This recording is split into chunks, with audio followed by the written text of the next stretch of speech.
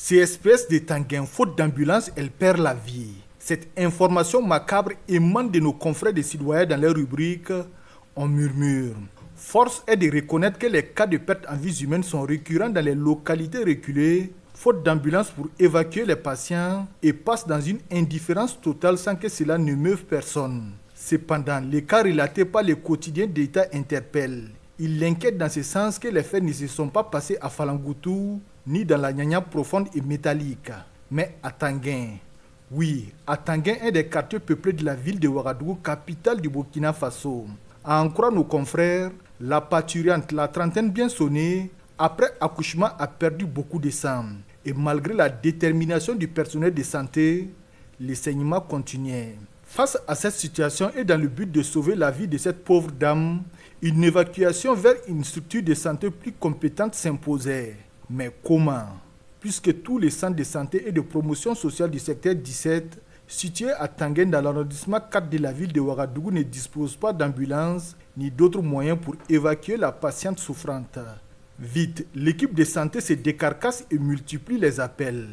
Dans un premier temps, elle arrive à joindre le district sanitaire de Kosodo dont relève le CSPS, mais difficile de trouver une solution.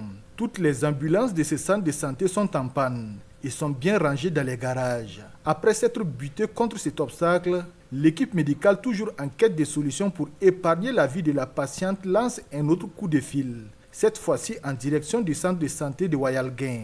Encore et toujours, la réponse demeure moins reluisante.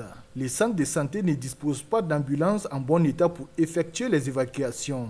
Après avoir épuisé tous ces recours, l'équipe médicale du CSPS se dirige vers les sapeurs-pompiers selon toujours nos confrères des citoyens, mais sans aucune lueur d'espoir à l'horizon.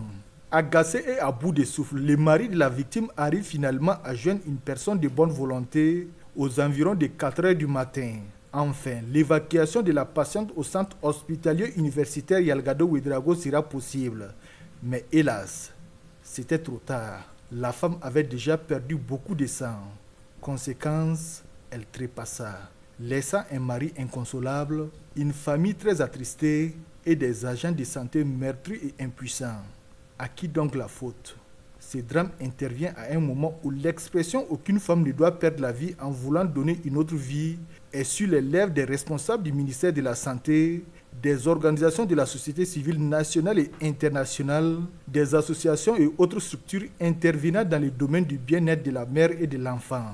Mais au même moment, toutes les conditions ne sont pas réunies pour que l'accouchement ne soit plus un moment cauchemardesque pour les femmes. C'est d'ailleurs dans cette dynamique que les autorités ont rendu gratuits depuis avril 2016 les soins en faveur des femmes enceintes et les enfants de moins de 5 ans. Les cas de cette dame doivent vite interpeller les autorités en place car elles sont nombreuses ces femmes qui seraient toujours en vie si elles bénéficiaient d'une évacuation dans un centre de santé de référence.